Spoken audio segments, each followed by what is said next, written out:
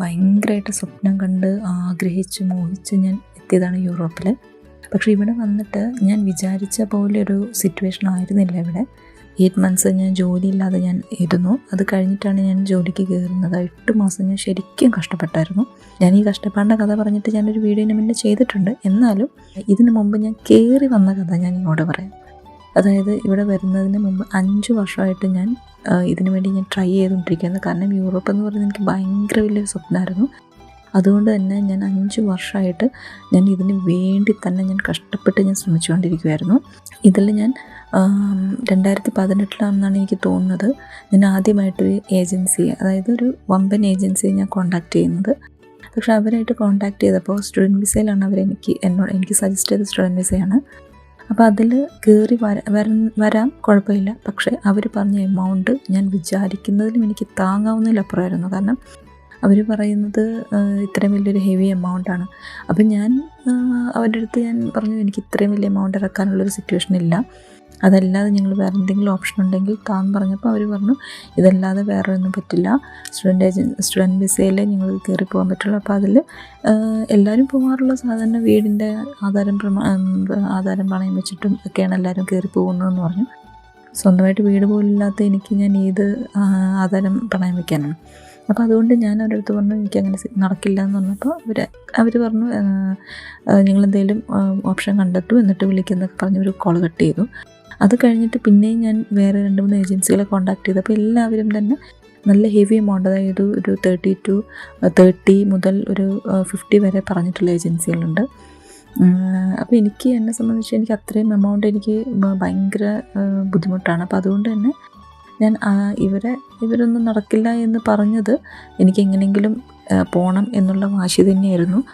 അതുകൊണ്ടാണ് ഞാൻ ചെറിയ ഏജൻസികളെ പിന്നെ ഞാൻ കോൺടാക്ട് ചെയ്യാൻ തുടങ്ങിയത്. അങ്ങനെയാണ് ഞാൻ 2018 ഞാൻ ആദ്യമായിട്ട് ഒരു ഏജൻസിക്ക്, തൃശ്ശൂരുള്ള ഒരു ഏജൻസിക്ക് രണ്ടും കൽപ്പിച്ച് കൊണ്ടുപോയി ഞാൻ പൈസ കൊടുക്കുന്ന പൈസ എമൗണ്ട് എന്ന് പറയുന്നത് 1.5 ലക്ഷമാണ് ഞാൻ കൊണ്ടുപോയി കൊടുത്തത്. അവർ 2 സഹോദരന്മാർ നടത്തുന്ന ഏജൻസി ആയിരുന്നു. അപ്പോൾ ഞാൻ കൊണ്ട് കൊടുക്കുമ്പോൾ അവർ വലിയ വാഗ്ദാനങ്ങളൊക്കെ തന്നു. ഇത്ര മാസത്തിനുള്ളിൽ ഇങ്ങനെ പോവാം അങ്ങനെ പോവാം എന്നൊക്കെ പറഞ്ഞു. എനിക്കറിയാമായിരുന്നു, എനിക്ക് 50-50 ആയിരുന്നു. പക്ഷേ കൊണ്ടുപോയി കൊടുത്ത പൈസ നമ്മൾ അത്രയും ആഗ്രഹം കൊണ്ട് കൊണ്ടുപോയി കൊടുത്തതാണ്. പറ്റിക്കപ്പെടുമോ ഇല്ലയോ എന്നൊന്നും അന്നേരവും അറിയില്ല. കൊടുത്ത അന്ന് മുതൽ ഉറക്കമില്ല സത്യം പറഞ്ഞു കഴിഞ്ഞാൽ. പിന്നെ അത് കഴിഞ്ഞിട്ടൊരു 6 മാസം കഴിഞ്ഞപ്പോൾ എന്നെ ഇവരെ കോൺടാക്ട് ചെയ്യുമ്പോൾ ഇവർ പറയുന്നത് നടക്കും, എല്ലാം ഓക്കെയാണ്, എല്ലാം ഇപ്പം എന്താ പറയുക, വിസ വരാൻ കുറച്ച് താമസമുണ്ട്, അതുകൊണ്ടാണ് എന്നൊക്കെ പറഞ്ഞ് അങ്ങനെ സമാധാനിപ്പിച്ച്. 1 വർഷമായിട്ടും ഒന്നും നടന്നില്ല.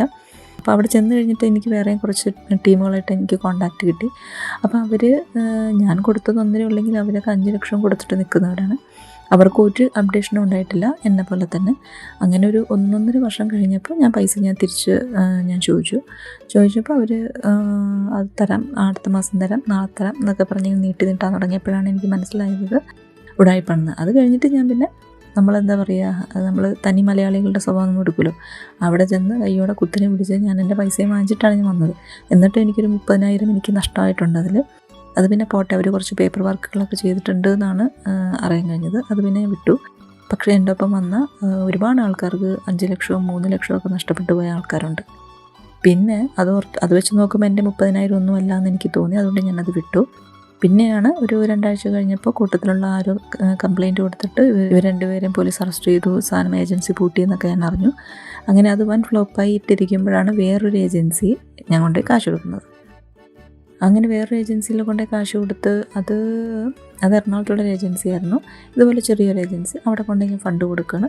അവിടെ കൊണ്ടുപോയി ഫണ്ട് കൊടുത്ത് അവർ പേപ്പർ വർക്കുകളൊക്കെ അവർ മൂവ് ചെയ്തു. എല്ലാം അപ്ഡേഷനൊക്കെ നമുക്ക് കിട്ടി. അതെല്ലാം കഴിഞ്ഞിട്ട് VFS വരെയൊക്കെ ഞാൻ പോയി.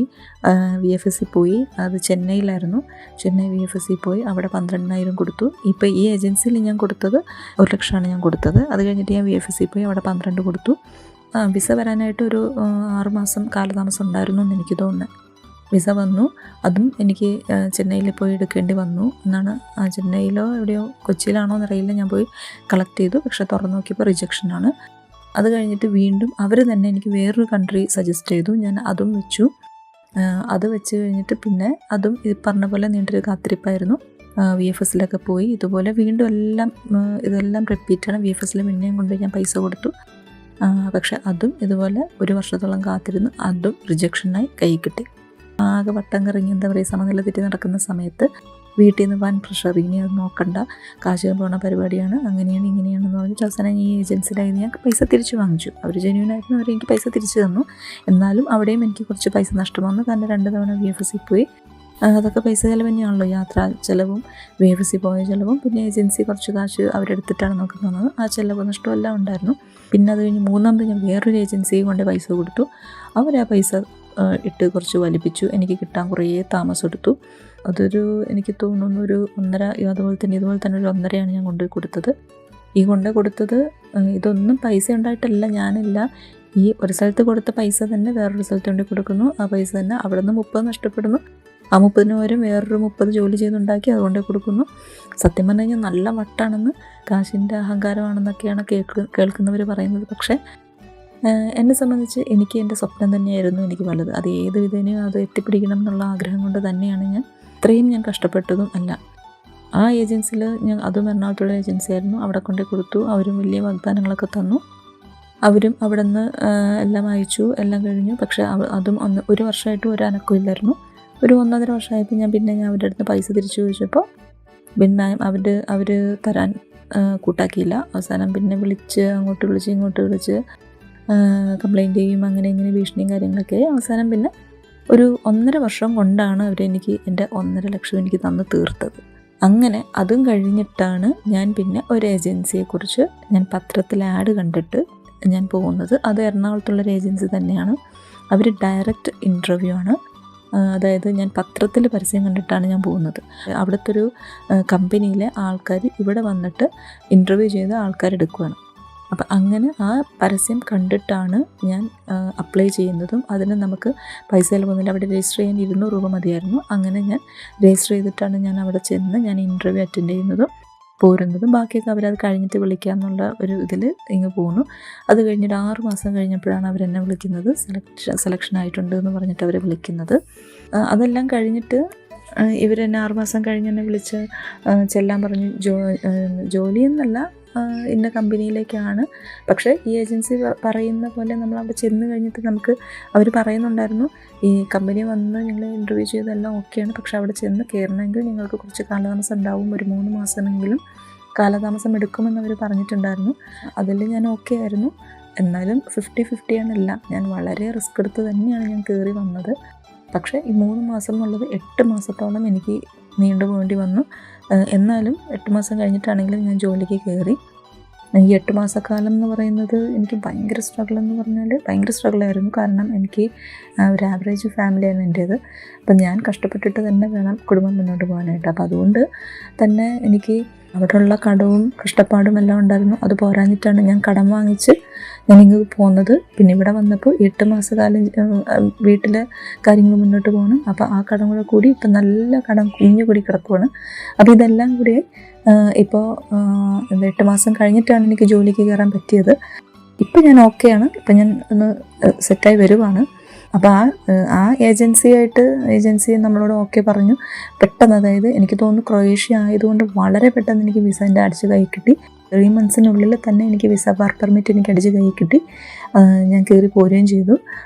പിന്നെ എൻ്റെ ഭാഗത്തു നിന്ന് വന്ന കുറച്ച് കാലതാമസം, അതായത് എനിക്ക് കുറച്ച് ഫണ്ട് സെറ്റ് ചെയ്യാനുള്ള കുറച്ച് കാര്യങ്ങളും, പിന്നെ അങ്ങോട്ട് ഭയങ്കര ഹാപ്പിനെസ് ആയിരുന്നു.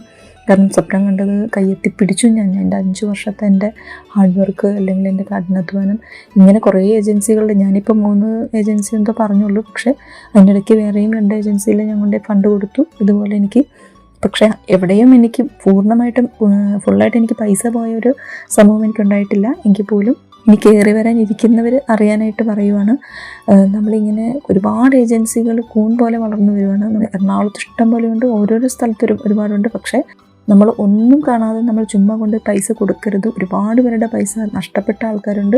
എനിക്കറിയാവുന്ന ആൾക്കാരുണ്ട്, 5 ലക്ഷം വരെ നഷ്ടപ്പെട്ട ആൾക്കാരുണ്ട്. കാരണം അവരുടെ എല്ലാം സ്വപ്നം യൂറോപ്പ് തന്നെയാണ്. പുറത്തേക്ക് കയറി പോരുക, പൈസ ഉണ്ടാക്കുക എന്നുള്ള സ്വപ്നമായിട്ട് നടക്കുന്ന ആൾക്കാർ തന്നെയാണ് എല്ലാവരും.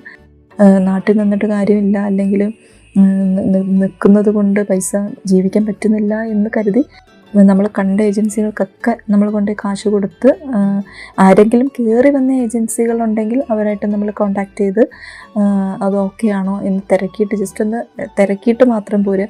ഇപ്പം എന്നെ സംബന്ധിച്ച് എന്തോ ഭാഗ്യം കൊണ്ടാണ് എൻ്റെ പൈസയൊന്നും എനിക്ക് നഷ്ടപ്പെടാതെ പോയത്. 5ാമത്തെ ഏജൻസി ആണെങ്കിൽ പോലും എനിക്കത് ഭാഗ്യം കൊണ്ട് എനിക്ക് കയറി പോരാൻ പറ്റി.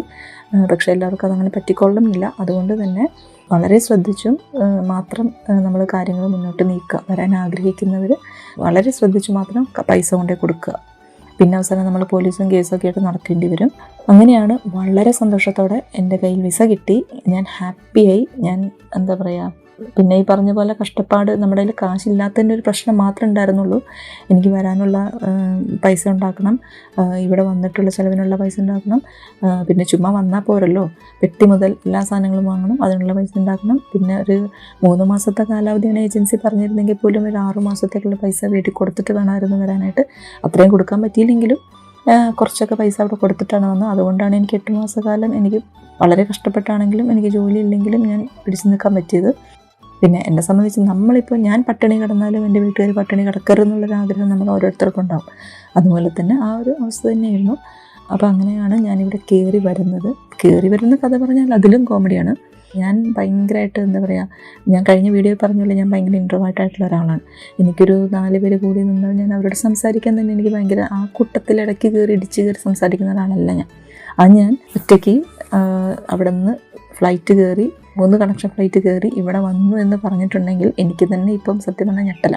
ഇവിടെ വന്ന് ഞാൻ ഒറ്റയ്ക്ക് തന്നെ ഞാനിവിടെ ഇപ്പോഴും ഞാൻ ജീവിക്കുന്നു എന്ന് പറയുന്നത് എനിക്ക് തന്നെ ഭയങ്കര അത്ഭുതമായിട്ടുള്ള കാര്യം.